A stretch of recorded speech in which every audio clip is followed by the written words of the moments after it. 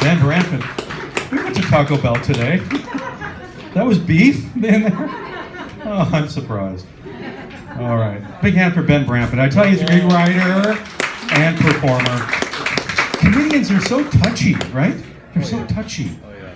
I remember, like, when I see Talia, it reminds me of my wedding day. And right after the wedding day, my wife and I, we flew to Vegas. And a friend of mine was performing at the, I think it was the Improv at Harris. And he goes, "What's going on?" I go, "I just got married today." It was 3 hours later. At 3 o'clock, I get married. He goes, "How is it? How is it?" I go, "Well, the first hour was strong. Second hour was a little slow, but the third hour, right on there." So. And then you. So anyway, so the third hour was really good. All right, you guys ready for your next comedian? Yeah. She, next comedian performs a lot at the Comedy Store, and she's also my neighbor. Wow. Cindy, Crazy Cindy. Thank you. Yeah.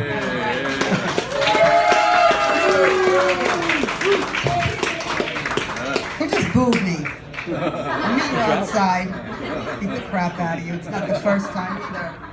Give yourselves a round of applause for coming out on a Tuesday night.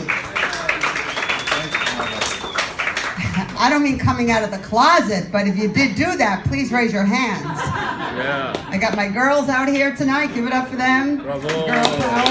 Yeah. That's right. And Cantor's Deli, the only deli was a fully sized pickle circumcised.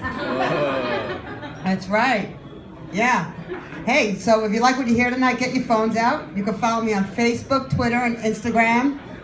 And you back there in the corner, if you like what you see, you can follow me home. But just know, I'm not easy. I'm over easy with a side of hash browns.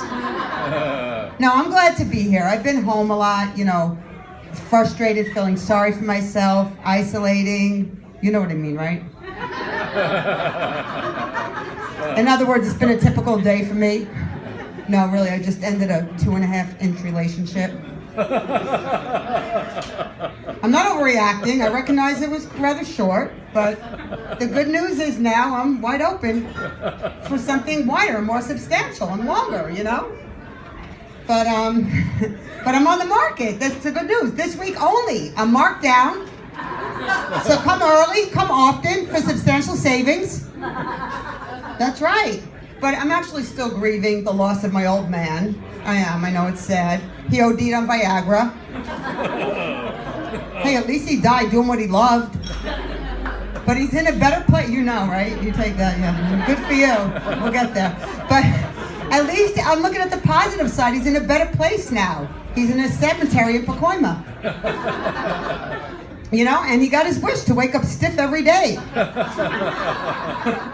I don't know what to tell people, you know, when they see us, they refer us as boyfriend and girlfriend, you know? So for privacy purposes, I won't use his name. Like, how's your boyfriend Stiffy, you know? I say, I don't know. He doesn't answer my calls. Why don't you try calling him? No, but I'm still grieving out of respect for him. You know, I get up every day and I'm still wearing black to work. It's a black negligee, but it's still black.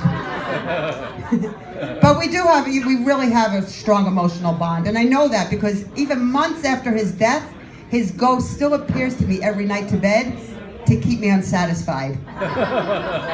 Hey, at least he's consistent. But he put me back in that horrible dating market. Oh God, that online dating, anybody do that? Yeah. I'd rather goggle with Drano, it's horrible. Well, actually, I did meet a guy online the other day. I opened the window when he was working on the telephone line. So I reached out and touched him. I'm not a singer, you can tell that. No, the internet is a dangerous place. Don't go there. Did you guys meet online? Good, don't do it. It's where men are men, women are men, and children are FBI agents. I did meet one guy, I gave in. I met him on Match.com. We had sex on Skype. He wanted to be exclusive. I just wanted a one-night stand, so I had to break up with him on Facebook. And now he's stalking me on Instagram. It's crazy. No, people don't want to come out of the house anymore. And kids, any moms? I'm a mom. Any moms in the audience? You gotta be careful. Keep them off the internet. I don't seem to know my teenage daughter anymore. I came home the other day. You know what I caught her watching? Group sex. It's horrible, really. I said, look, if I told you once, I told you twice, never to watch mommy's honeymoon video without asking my permission first. She's like, I don't get it. That's your honeymoon video. Where's daddy? I said, what are you talking about? Any one of those men could be your daddy. You know, just getting hard-headed, you know, when they get older, you know, like they don't listen. You know, whatever I say, she says a complete opposite. I say blood, she says Mexican. I say spit, she says swallow. It's like unbelievable. You know? They don't listen. I was going out the other day, you know, and she's watching how I dress. Like, she pulls my shirt down to meet my pants.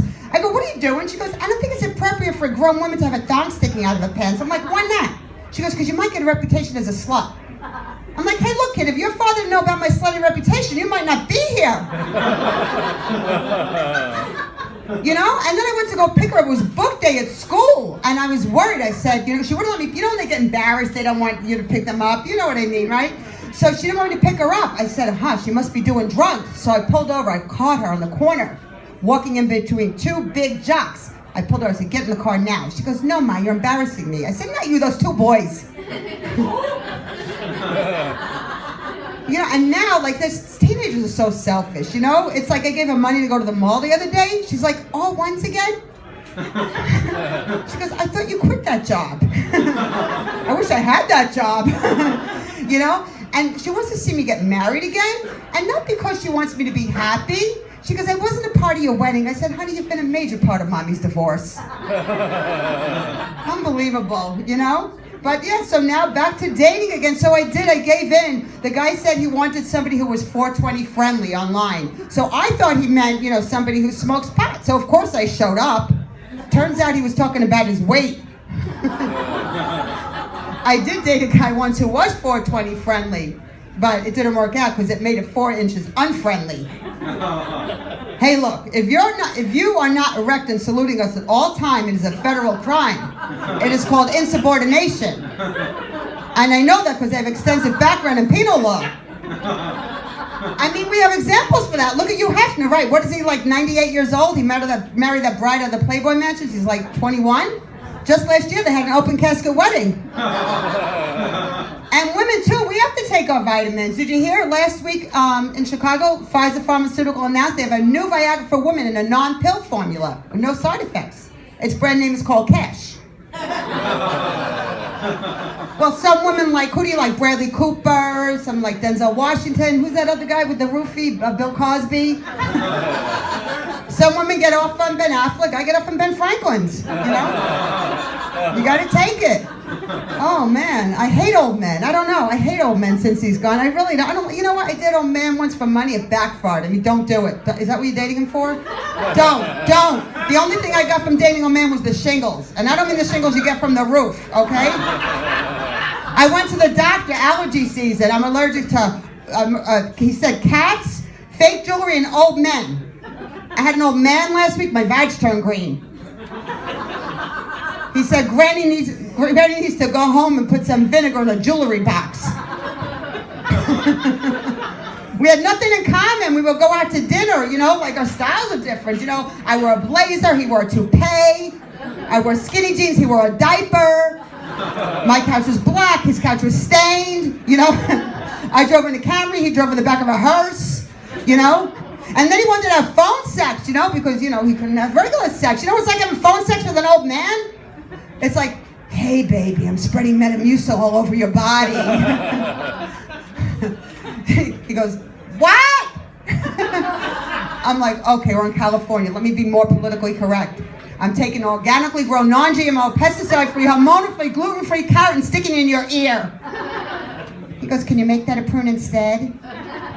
But you do know, under California law, when a man talks dirty to a woman, it's sexual harassment. Guys, you know that, right? And when a woman talks dirty to a man, it's $12.99 a minute. But you know what? I don't need a man. Honestly, you know what I have waiting for me at home? And I can't wait to get home. I have found the perfect man that will give me everything I want and everything I could possibly need. His name is Trader Joe. And last night we had a threesome with his friend Jim Beam. And anybody's invited tonight if you could bring over marijuana. All right, thank you very much, you guys. Give it up for Bert and the room.